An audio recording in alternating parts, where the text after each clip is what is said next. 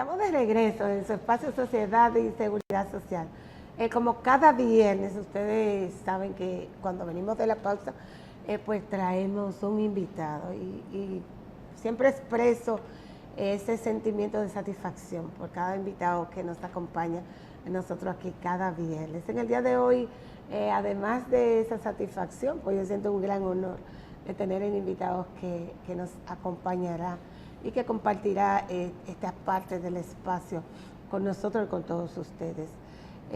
Generalmente, hace mucho tiempo que no lo hago, pero cuando traigo un invitado que tiene mucha cercanía, mucho apego y ese afecto tan cercano a nuestro querido Andrés Matos, pues yo le digo, Matos, yo te voy a dejar que seas tú quien presente ese invitado. Matos, hace días que no te decía eso, ¿verdad? Sí, hacía días, sí. Bueno, pero es un honor, es grato. Tú sabes, ¿verdad? Y más que todo por el tema, porque estamos hablando de la comunicación, de los temas neurálgicos que el pueblo debe saber. Y tenemos a un protagonista de lo que ha sido la filiación de los comunicadores del país, Olivo de León. Para nosotros es un gran honor tenerlo aquí y sobre todo para hablar de lo que es la comunicación y la seguridad social en ese aspecto. Gracias, Licho, como todos te decimos, lo que te conocemos y te queremos. Gracias, Isabel, por darme la oportunidad de compartir con ustedes y con el gran público que sintoniza este espacio. Gracias, Olivo. Isabel tiene un tema que estábamos discutiendo. La gente no está informada de lo que le corresponde de su empoderamiento o para su empoderamiento en la Ley de Seguridad Social y por eso no reclama muchos derechos que la ley le confiere a eso. Y entonces culpan mucho a los comunicadores, sobre todo a los que están insertos en los medios, que tienen que trabajar ese tema y cosas. No saben las intríngulis que se mueven dentro de un medio de comunicación, que a veces el comunicador no tiene el poder para decir ahí lo que él quisiera decir, pero está esa problemática. ¿Cómo la ve el presidente? Para mí, Mercedes y Olivo, para mí son los advitan, ¿verdad? Los advitan del Colegio Dominicano de Periodistas porque le han dado vida en los últimos años ahí. Mira, realmente hay razón de parte y parte, pero también, como tú señalas, hay una ausencia de empoderamiento, hay una falta de ciudadanía en la población dominicana. Cuando hablo de ciudadanía me refiero a ese deber del ciudadano de hacerse dueño de los problemas, de exigir los problemas, de exigir la solución, pero también de hacer su aporte. Es esa doble función que tenemos todos los que formamos parte de una colectividad, de aportar lo que podamos para mejorar las condiciones de vida de esa colectividad, pero también de exigir lo que nos corresponde. Entonces, los dominicanos en sentido general tenemos un problema de falta de ciudadanía, de falta de empoderamiento de esos problemas.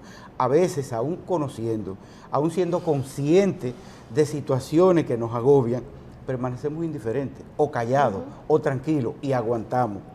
Entonces, yo creo que tiene que llegar el momento en que cada uno sepa lo que le corresponde, asuma su papel, asuma su función, aporte lo que pueda aportar y exija lo que debe exigir. Porque en el caso médico, que ustedes señalaban hace un momento, la mayoría de los ciudadanos que acuden a un médico, que cobra 5, 6, 7 y hasta 8,000 por consulta, y que le exige al ciudadano 5,000 de copago para él cobrar 200 o 300 o algo adicional a la ARS, esos ciudadanos saben que ellos tienen un derecho.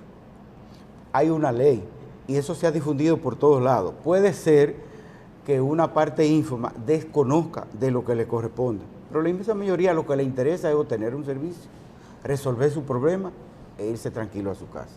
Entonces, hace falta ese sentimiento, ese estímulo interno que nos mueve a exigir lo que nos corresponde y hacer lo que tenemos que hacer. Eso ocurre en todos los sectores de la vida nacional, no solo en la parte que estamos señalando de la seguridad social, aunque la seguridad social muchas veces solamente creemos que es un asunto de servicio médico. Esa es una parte ínfima de la seguridad social. La seguridad social lo es todo, abarca todo el quehacer de una persona, de una colectividad, de una sociedad. A eso tiene el nombre, seguridad y social. Abarca la educación, abarca el medicamento, abarca la recreación, abarca las jubilaciones y las pensiones. Es todo prácticamente, abarca la vivienda. La vivienda. Estamos hablando de derechos fundamentales y los derechos fundamentales toca todo el área por donde se mueve un ser humano y su familia y la sociedad en sentido general.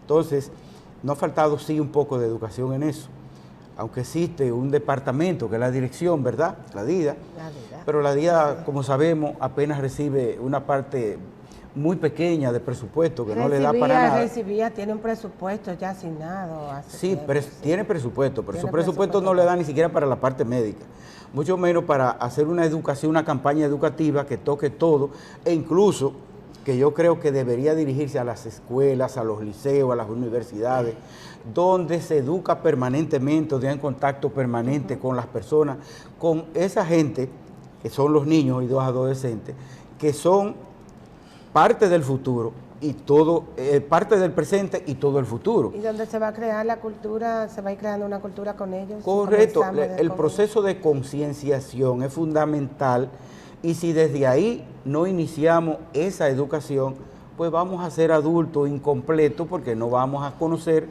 los elementos que tenemos que conocer para constituirnos como una sociedad realmente que cumple con sus derechos y sus deberes. Nosotros, yo quisiera hacer mención que tenemos los números de teléfono a disposición, porque generalmente siempre se escapa decirle a nuestro público, ¿verdad?, sobre los números de teléfono.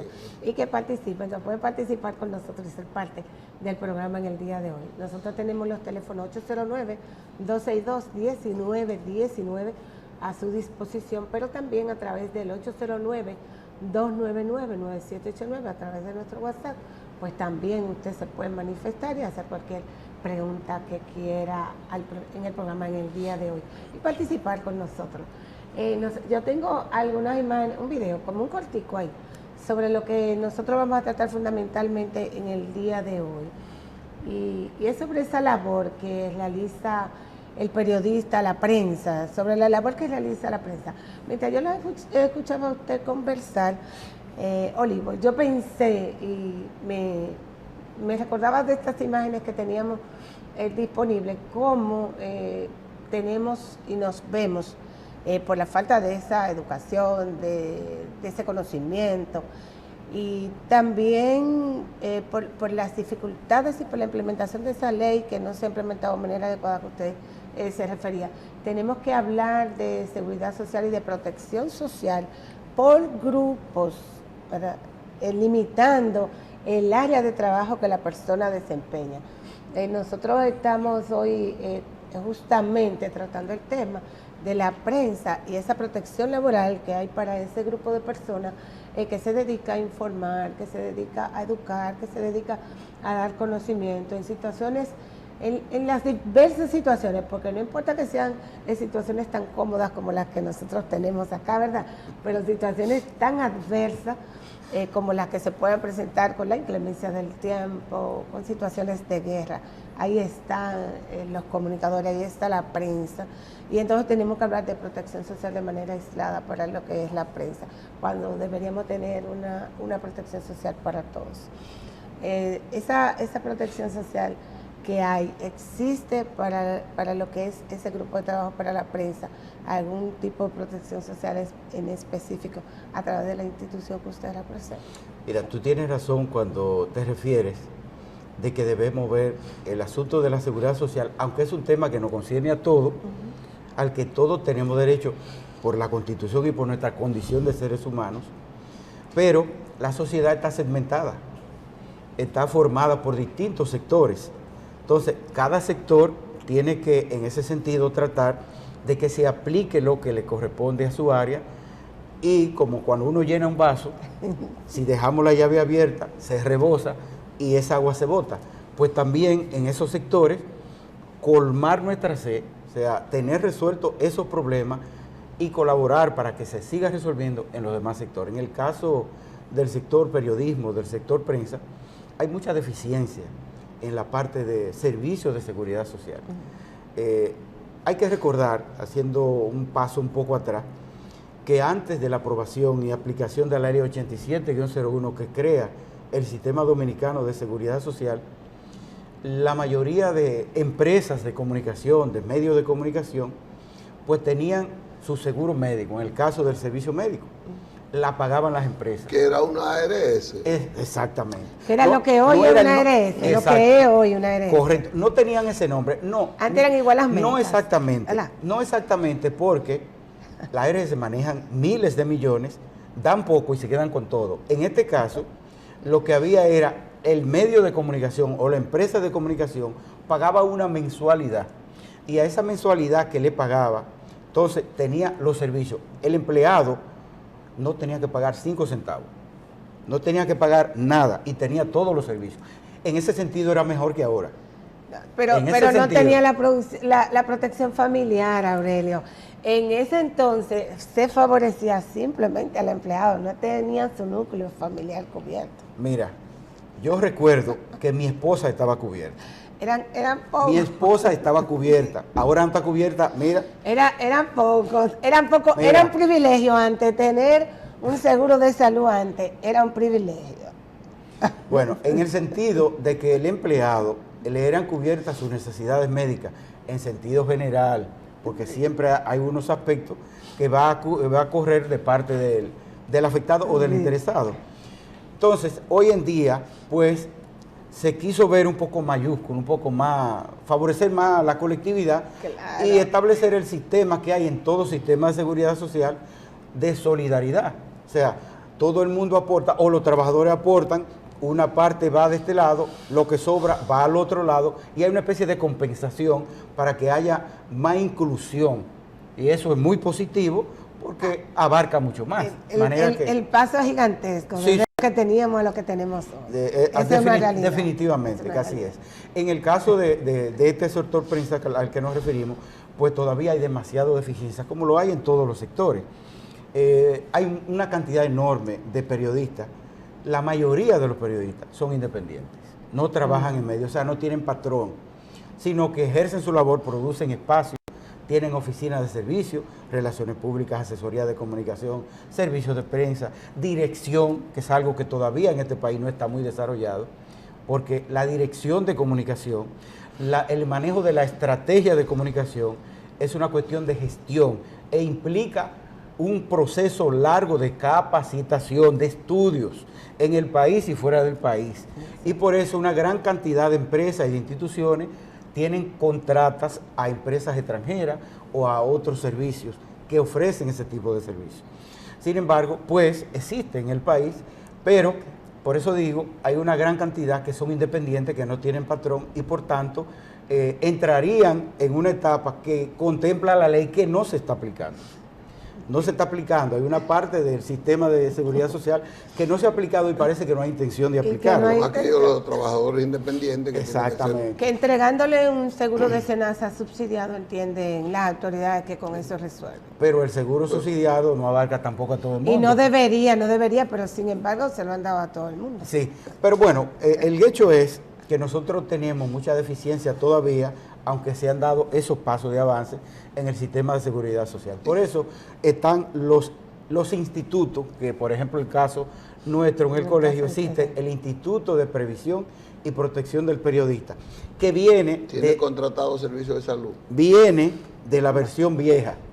O sea, la versión vieja me refiero, antes de la ley, una gran cantidad de instituciones, sobre todo de sindicatos y colegios y este tipo de organización, el CODIA, el AMD, el Colegio de Periodistas, se creó ese tipo, el instituto para trabajar por la protección de los periodistas.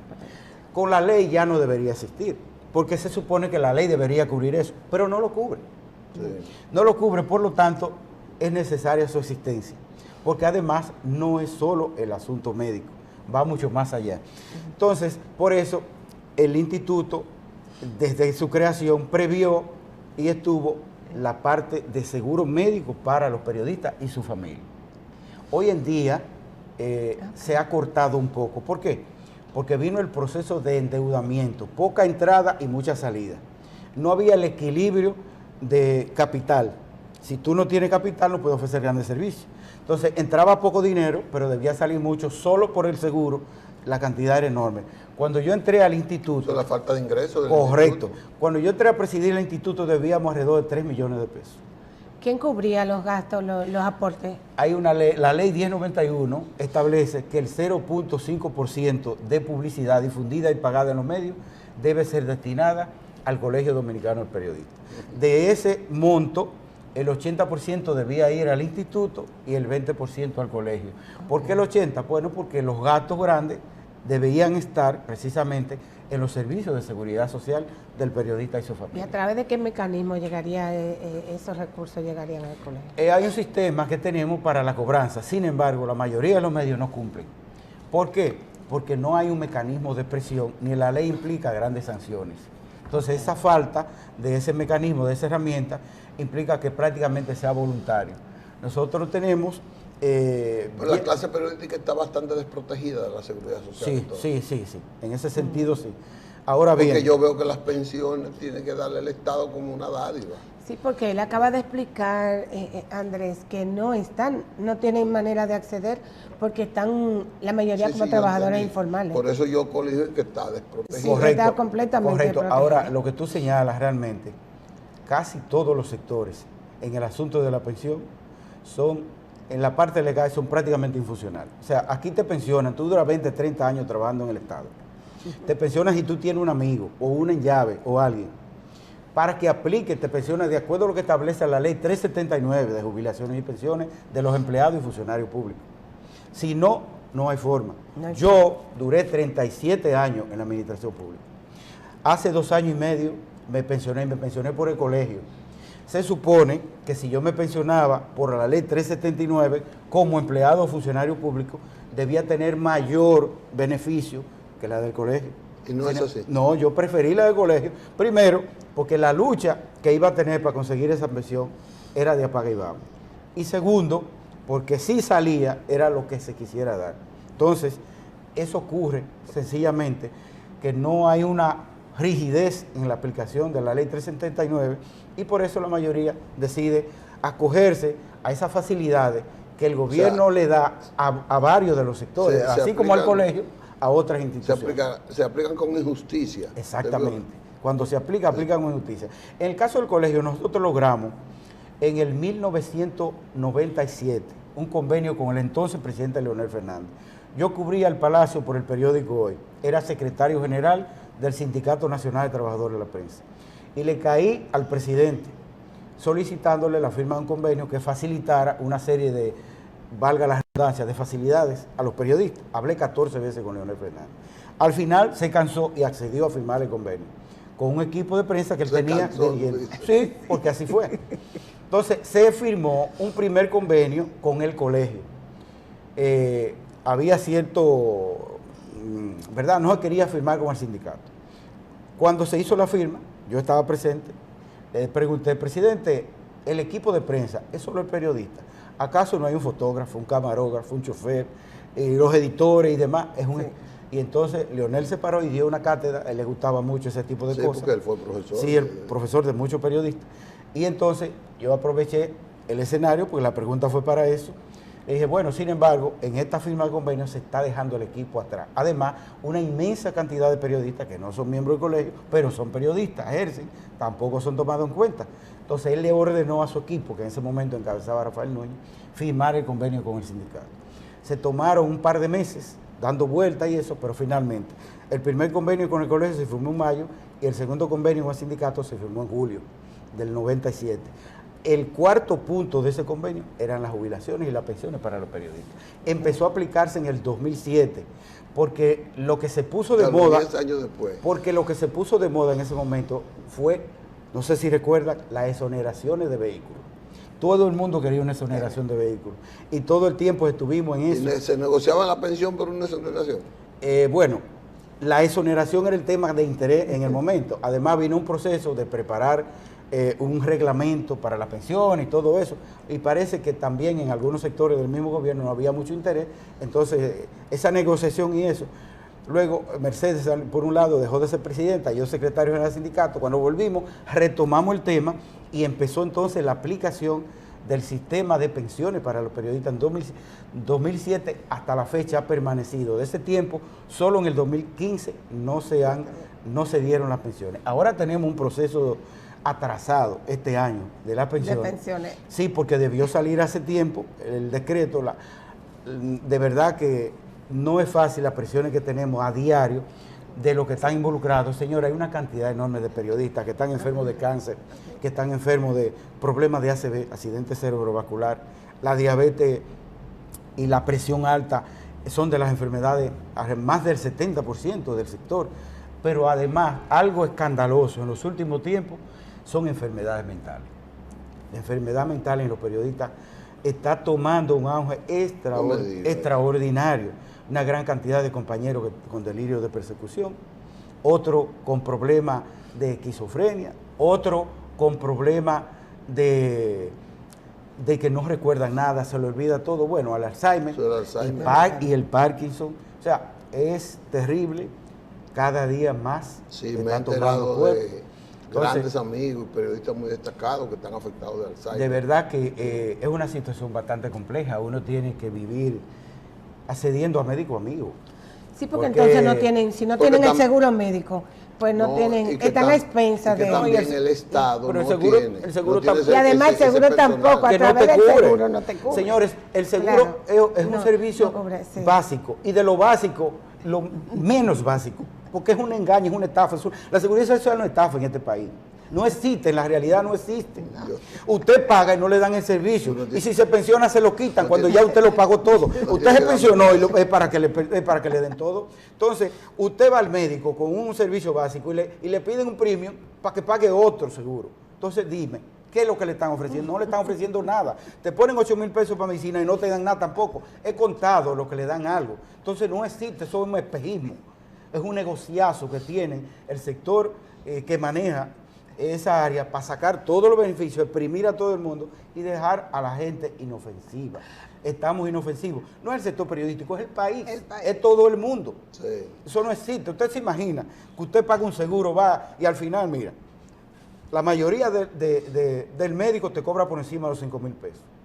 Muy raro te cobran debajo de ahí. Por lo menos el especialista que hay, los especialistas. De esos 5,000, si son 5, porque muchos te cobran 8 y 7, usted tiene que pagar 4 y 5 de diferencia. Lo mismo ocurre con la analítica, con la si te dan un servicio de analítica, un famoso estudio, tú tienes que esperar un año para darte el otro. Déjame hacerte una anécdota. Entonces, por Dios, ¿dónde está? No existe, tú una pendejada. Hay varios diputados que han intentado modificar la ley, y el Estado, el gobierno, y sectores. Me dice un amigo, un legislador, que es miembro de la comisión, me dice, ¿tú sabes lo que es para nosotros discutir eso? Tuvimos que recibir a 14 sectores diferentes que se oponen a que se les modifique la ley. 14, pero no cualquier sector. No cualquier. Entonces él nos dice, ¿qué diputado se pone a pelear con todos sus sectores? Así es. Y entonces ellos iban allá a reclamar pero no fueron los trabajadores. No fueron los empleados, no fueron el sector popular, nunca fue. Bueno, es el papel de ustedes. Claro, representar a esos sectores que no fueron. Y hay otra parte de la seguridad social, bueno, todas las partes, pero hay otra parte fuera del servicio médico, que es un asunto que tiene que ver incluso con la dignidad de la persona, la parte de la vivienda. Sí, ese tema sí quisiera, verdad, que pudiéramos tocarlo porque tienen algo interesante. Así es. Sí, sobre la parte de la vivienda, mira, nosotros estamos involucrados desde el sindicato en tratar de lograr vivienda para los miembros del sector comunicación. En este transcurso de estos años nosotros hemos logrado más de 600 viviendas. Oye, sí, eso es un día a día, ¿Cómo lo hacen? Es un apostolado. Mira, ese convenio que firmamos en esa ocasión implicaba eso. O sea, donde quiera que se inaugurara un proyecto de lo que construía el Estado, pues la idea era que se asignara a los gremios, y los gremios, cuando se empezó a asignar, empezamos a hacer rifas entre los que no tenían vivienda, para que se lo sacaran, pues ya tuvieran esa parte. Cuando era más numeroso, dependiendo de las necesidades y de las condiciones, se asignaban de manera directa. Y así poco a poco. Yo recuerdo en una ocasión yo soy operado de la vesícula. El médico me dijo, te tienen que durar 3 días en cama. Pero resulta que yo había concertado una reunión con la entonces directora del INVI. Y al otro día, cuando me operé, tomé mi vehículo y fui a una reunión. Porque si no tenía esa reunión, una gran cantidad de compañeros se iban a quedar sin casa. Y yo conseguí 12 casas, que en ese caso no eran apartamentos, eran casas para la región suroeste del país. Extremadamente pobre, parte de la frontera. Entonces, esas 12 viviendas fueron de esa negociación en ese momento. Pero así venimos durante todo el tiempo. Luego, cuando el actual presidente Luis Abinader tomó posesión, nos reunimos con él y le planteamos la necesidad de que el sector comunicación, el sector prensa, tuviera acceso a lo que se había anunciado. ¿Qué se había anunciado? El Plan Nacional de Vivienda Feliz. Okay. Entonces, el presidente dijo que sí, nos dio todas las garantías, empezamos a trabajar y se han beneficiado bastante, pero no el número que necesitamos, porque hay muchos filtros, hay muchas limitaciones, eso hay que decirlo. Donde interviene el sector financiero, señores, es una cuestión a rajatabla, son muy estrictos. Tiene que ser de acuerdo con el Estado. Exacto, y además, no solo el sector financiero, porque el sector constructor, que es el dueño de ese fideicomiso, también pone una serie de condiciones y es un problema. Entonces, hemos venido trabajando con el Ministerio de la Presidencia. Y como quiera, por ejemplo, un periodista que gana, porque los sueldos de los periodistas son irrisorios, los que están en las empresas. Entonces, un periodista que tiene que pagar 10,000 pesos, 8,000 pesos por un apartamento de esos, o 15,000, pero él gana el doble de ahí quizás. Bueno. Pero hay otro problema con eso, y es que tiene una serie de limitaciones. Tiene que ser por debajo de 5 salarios mínimos. Pero 5 salarios mínimos son 75,000 pesos, a lo sumo. Pero que hay gente que te gana 100 y pico mil. O sea, es malo si gana poco y es malo si gana mucho. Pero hermano, si usted gana mucho, está garantizado que va a pagar eso. Usted tiene el suficiente ingreso para pagar esa deuda. Entonces yo no entiendo muchas veces esa política, ¿verdad? Pero bueno, hemos venido trabajando con el Ministerio de la Presidencia. En los últimos tiempos se ha presentado una coyuntura para poder arreciar un poco ese proceso.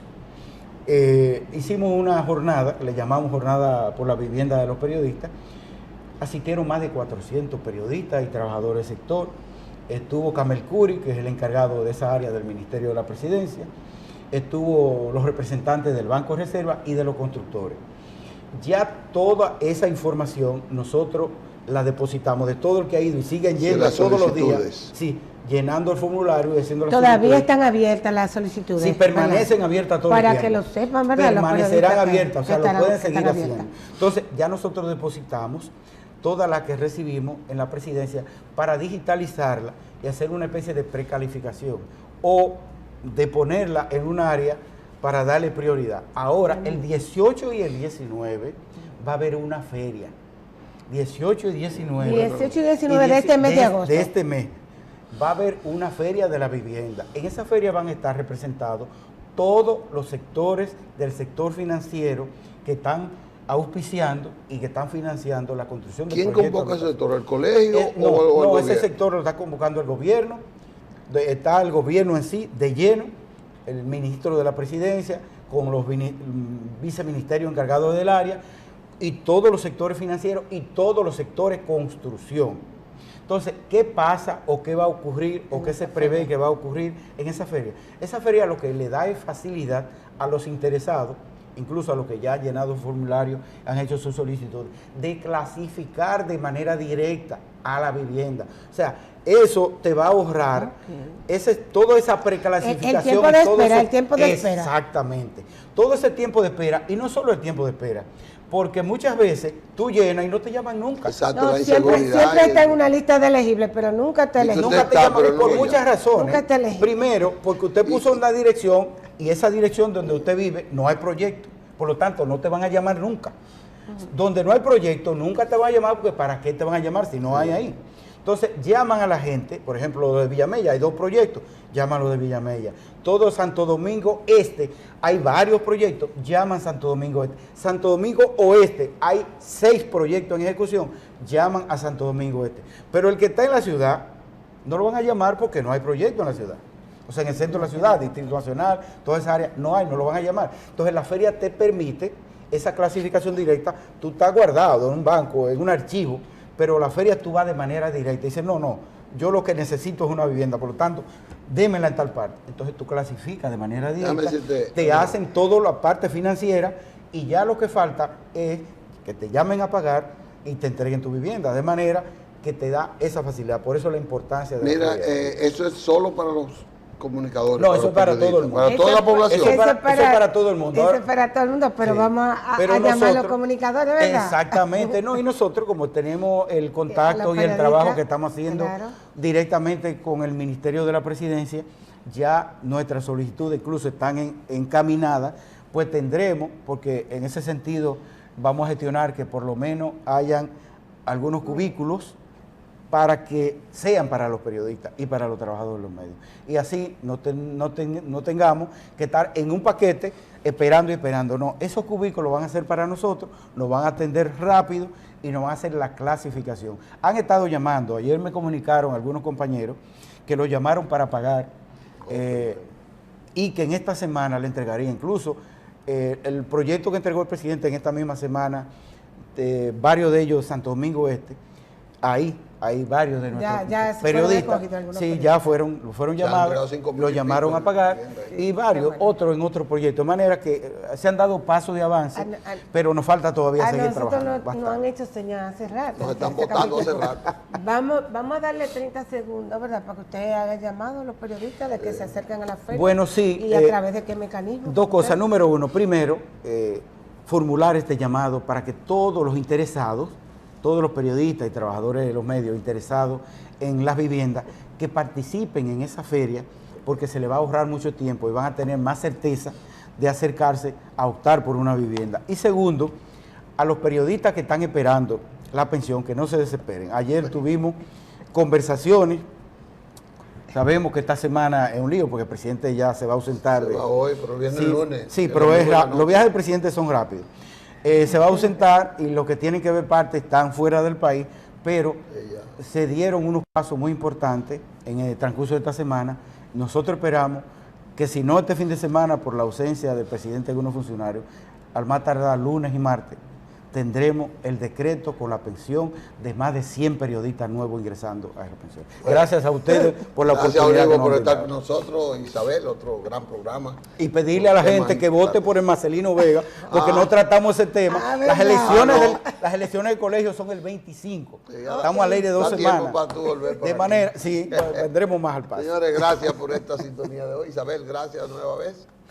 Gracias, Andrés, por haber estado, a Olivo especialmente, de verdad, gracias por haber tomado el tiempo en el día de hoy. De hecho, en el colegio hay unas votaciones también, sindicato. es bueno que se acerquen al colegio de periodistas. Nosotros nos Ahí, vemos José Beato. el próximo viernes en otra entrega de Sociedad y Seguridad Social. El lunes con Alfredo Polanco y Andrés Mato, usted va a estar de nuevo en Periodismo y Sociedad. Hasta luego.